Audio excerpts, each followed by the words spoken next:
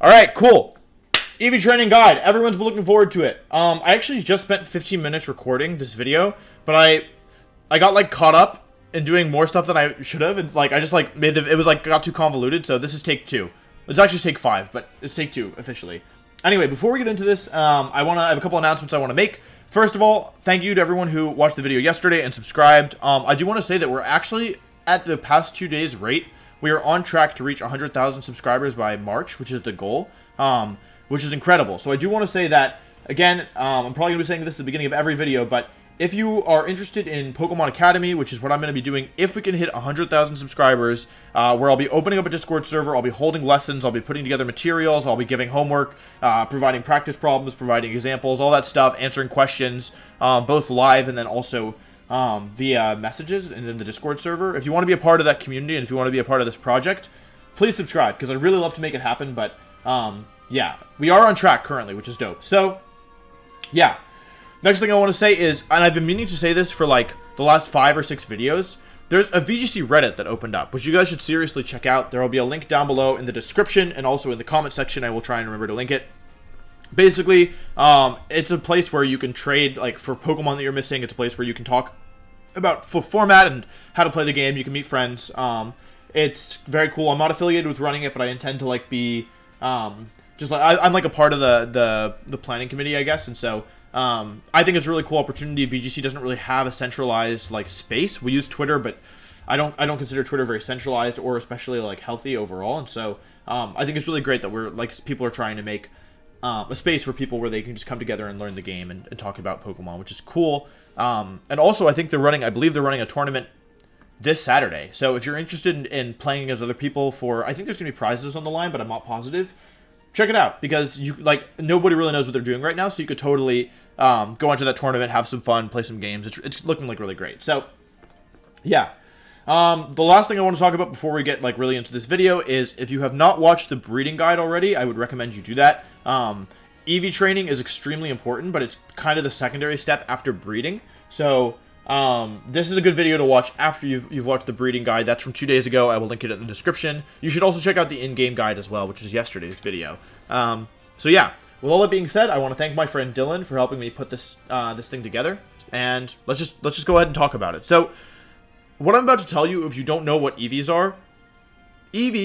are the most important thing to competitive play, in my opinion. Apart from despite IVs, despite nature, maybe even despite move and Pokemon choice, though that's a little more abstract, but I think EVs are really important. So, what are EVs, right? And it's, I'm a Poketuber telling you about EVs, and I'm not talking about Eevee the Pokemon. Yeah, we get it. Like, I'm not talking about Eevee, okay? Haha, what a creative and original joke, Wolf. You're so funny. You should do stand-up. EVs.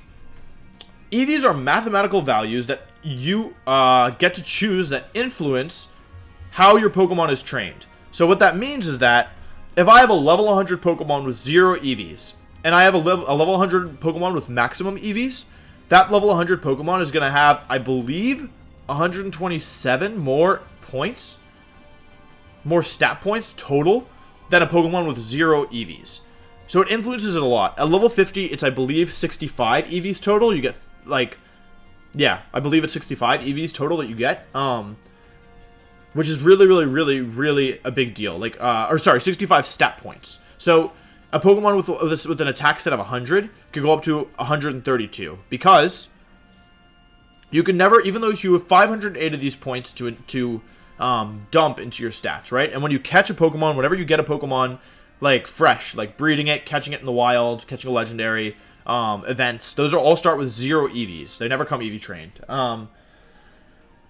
And so once you have that, like, you can never put more than 252 EVs in any particular stat. So, yeah, you can never put more than 252 EVs in any stat. So even though you have 508 EVs total, the most common EV spread you would use is 252 in one stat, 252 in another stat, which leaves you with 4 left over. That's like the quintessential Pokemon EV spread. 252, 252, 4. So, and if you try to give your Pokemon more EVs in a stat than 252, it just won't work. You'll just be stuck at 252. So, Yeah, of course you can get more complicated with your EV spreads. You don't have to do 252, 252. At a high level, some Pokemon use them, some Pokemon don't. It depends on the Pokemon. But yeah, for a beginner, I would definitely recommend just sticking with 252, 252 if you're not super familiar until you learn more. Or ask a friend who knows more. Like, I always try and help friends out with EVs. So, that's what EVs are. They make a big difference in the stats of your Pokemon, and they are essential to competitive play. So, how do you know if your Pokemon's done EV training? Or maybe, let's see. Is that now good for now? Let's talk about how to EV train. So, what you do if you want to EV train is there's a couple different methods. I'm going to teach you all of them. So the first thing you want to do is you want to fly to Wyndon. I'm going to teach you. So basically, EV training in past games was I flew to the wrong place. EV training in past games was a little bit complicated. Oh my god, I'm so stupid. I'm so sorry. Okay. Sorry, I forgot what I was doing. Please. Oh my god. Please work. Okay, anyway, we're gonna fly to Wyndon. The right Wyndon. We're gonna go down here. Sorry, it's been a long day. You fly to Wyndon. Okay, so in past games, EV training it would probably take you about an hour. In this game, you can do it in 5 minutes, in 2 minutes, right? All you have to do is you have to go here, and you have to buy a bunch of these items. So, these are called vitamins. HP up, protein, iron, calcium, zinc, and carbos. These are called vitamins, right? Each vitamin that you feed your Pokemon gives it 10 EVs in this given stat. So, Carbos gives speed, Zinc gives special defense, special attack, defense, attack, and HP, right? However, these are pretty expensive, so we're going to talk about that in a second. So, basically, in past games, these items still existed. However, they only let you EV up to the first 100 EVs, like, in a stat. So, if my Greninja already had 100 special attack EVs, I couldn't use the calcium. It wouldn't, it would have no effect. However, in this game, you can use these vitamins all the way up to 252 EVs, which is really, really huge, right?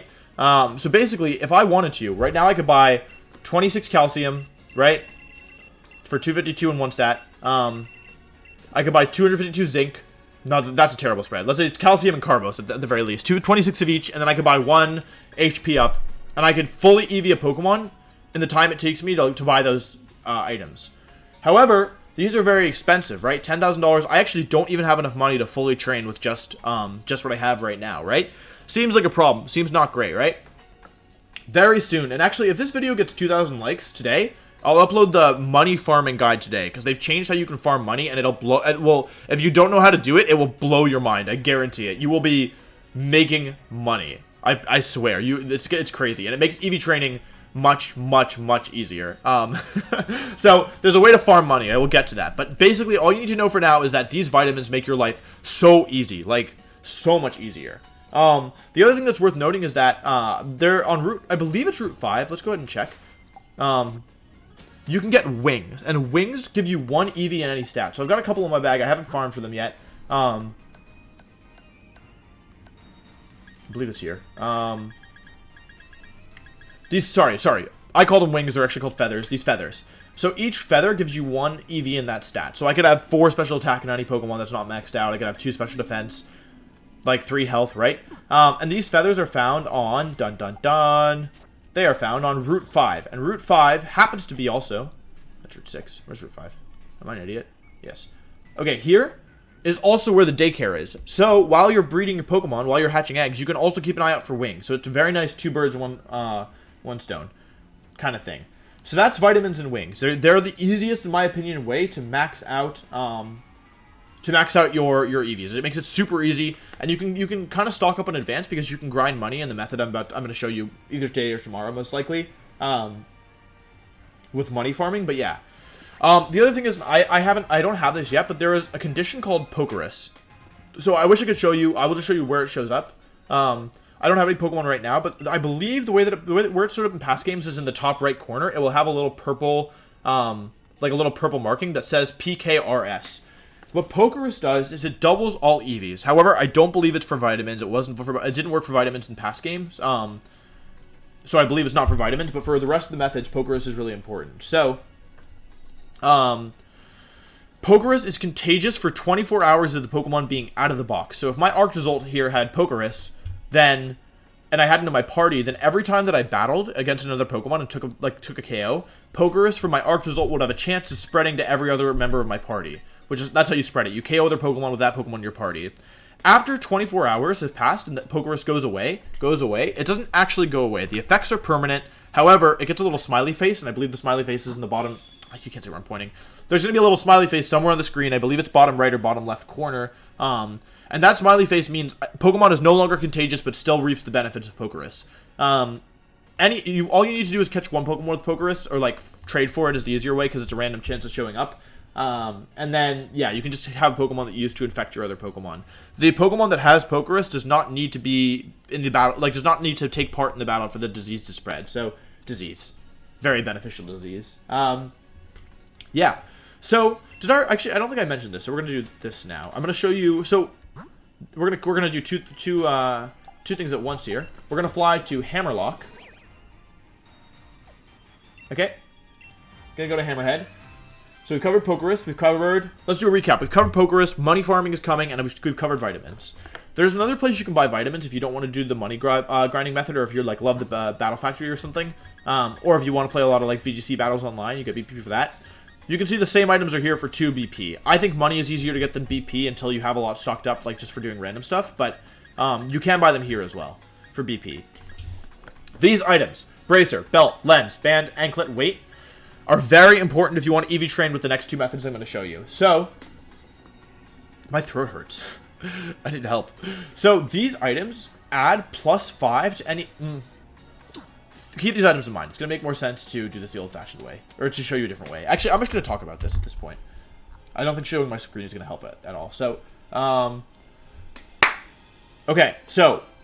Basically, there's the old-fashioned way of getting EVs. And you can mix and match methods as well. You don't have to do it all one way. So, the old-fashioned way is, every time you knock out a Pokemon, you get between 1 and 3 EVs from that Pokemon in a given stat. Some Pokemon give multiple stats. But, for example, if I knock out a... let me just check this. I'm just going to look this up really quickly. If I knock out, like, a Magikarp, for example, I'm almost positive that it will...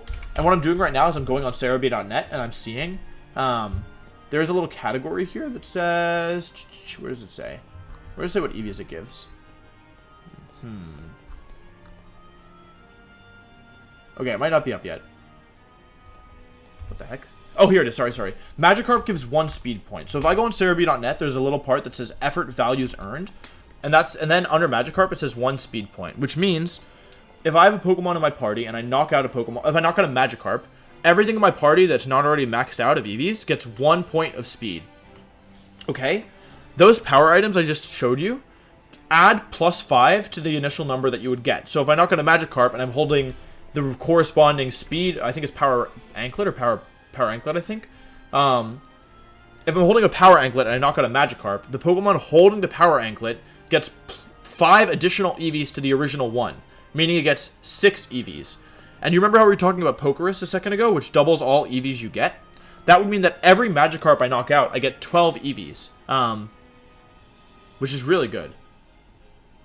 Yeah. So, basically, the way that you can EV train in the old-fashioned way, and the way I've been doing since I was literally 10 years old, is, this is really easy in the wild area. In the past, there were certain areas, but you go to the wild area, you find like a common Pokemon, right? Like I feel like I always see Machamp, right? Let's look up, or Machoke, sorry.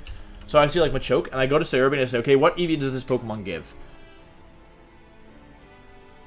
And it's loading, and I think Machoke gives 1 or 2 attack, right? And then I say, okay, if I give it the my Pokemon is Pokerus, if I give it the Power Bracer or whatever thing it is, Machoke gives 2 attack. Then every Machoke I knock out will give me 14 points in attack, because it's 2 plus 5. Times 2, which is a total of 14, or 2 plus 5 in parentheses for 7, and then times 2 for Pokerus. Pokerus takes effect at the end. So that's the old-fashioned way. You just do it. You can mix and match. You can use some vitamins to get it to a certain point, and then EV train from there. The old-fashioned way. It's slower. It's it's cheaper, right? It's slower, but it's cheaper. But yeah, so it's kind of personal preference. Not hard at all. Like you just need to keep track of where you are. That's the only thing. But yeah, and the very last thing that I want to talk about, or the second to last thing I want to talk about, I know this video is long, is jobs. So, Pokemon jobs are the spiritual successor to the Poképelago, and you can do it at the PC. in each Pokemon Center. Basically, there are special jobs that give you EVs. Each job gives you 4 EVs per hour, but Power Item and Pokerus scale with this as well. So 4 plus 5 is 9 times 2 is 18. So 18 EVs per hour is, I believe, the way it works. Yeah. And if you put a Pokemon in for a day... Hang on. Pokerus... Okay, it actually works weird. Pokerus looks weird. Sorry. It doesn't scale in the same way. I'm very sorry. So it actually doesn't scale in the same way, so you wouldn't be getting 18 EVs per hour. Basically, what you need to do with this is that... Or what you need to know with this is... You can send up to 10 Pokemon at a time to do these jobs. Okay?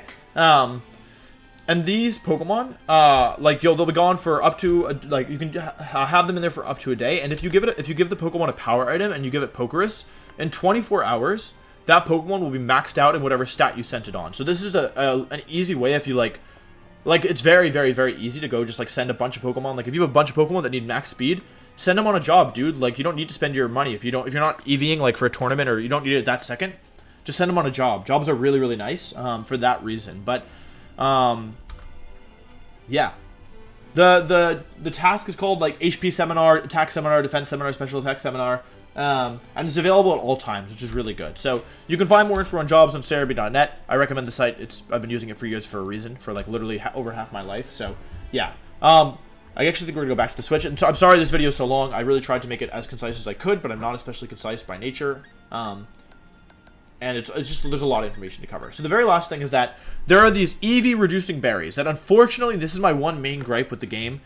These are harder to get than they should be. There's no berry fields. You can't breed for berries. So basically there are 6 different berries, and each berry lowers a stat for the Pokemon 10 points. So if I were to give this Palmeg berry to my sad boy, I would lose 10 HP EVs. And I'd become more friendly. So there's one of these berries for every kind of Pokemon.